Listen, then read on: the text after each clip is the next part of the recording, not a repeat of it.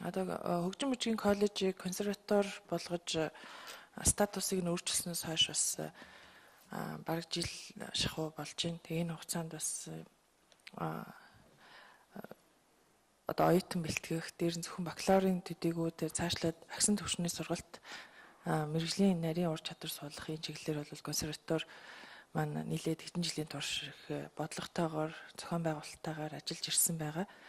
Консерватор болон сая бас Баялгаан гишүүн сөхөж тавьж байгаа мэрэгжлийн бусад сургалтын байгууллагуудын тухайд ялангуяа материал бааз их шаардлагатай олон дахин алдаж онох бололцоог нь олгох ёстой. Жишээлбэл гаг нуурын мод мужааны цаашлаад мэдээж энэ хөгжим талдаа бол хөгжмийн зэмсэг бас бүжгийн ангийн оюутнуудад жишээлбэл бүжгийн хувцас хэрэгсэл гээд энэ дээр бол материал баазын хувьд бол бас нэлээд их зардал мөнгө шаардлагатай байгаа.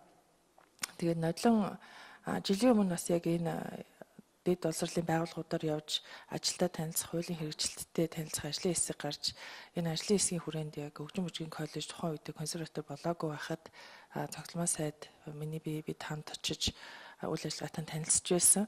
Бас Монгол Солонгосын техникийн коллеж, баруун дөрвөн замд гэдэг бас таны хэлж байгаа барилгын коллеж бол бүгдээрээ ижилхэн асуудлуудтай.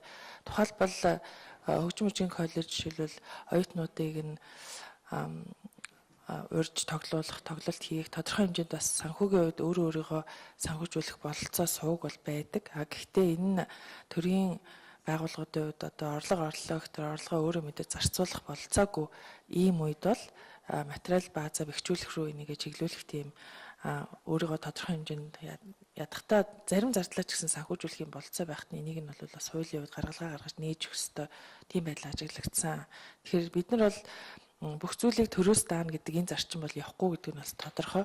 Төрийн болон хувийн хвшлийн боловсролын байгууллагуудыг бол бүгдийн бодлогоор дэмжинэ. Гэхдээ бас чөлөөт өрсөлдөөний зарчмыг бол бас хангаж ажиллаж зарим тохиолдолд бол хүн боловсролыг өөрөө бас хариуцаж олж авах ёстой гэдэг энэ зарчмыг бас нээж өгөх ёстой байх. Тийм уднээсээ мэрэгжлийн энэ нарийн мэрэгжлийн байгууллагуудад суралцж байгаа энэ залуучуудын хувьд тухайн байгууллага нь өөрийгөө санхүүгийн хувьд бас тодорхой хэмжээнд авч явах тэр гаргалгааг нь гаргаж өгч ич төрд ирэх ачааллыг тодорхой хэмжээнд бууруулна. Татвар төлөгчдийн нуруунд дээр ирэх ачааллыг бас бууруулах юм бололцоо харагдаж байна. Нөгөө төвөр мэдээж энэ дэр хяналтын системийн асуудал гарч ирнэ.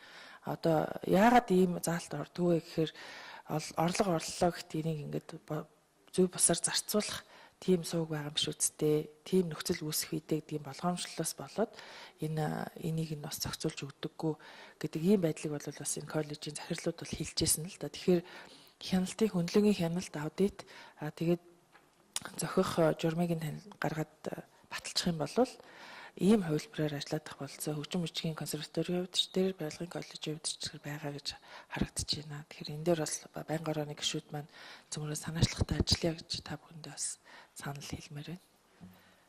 За санал хэлсэн.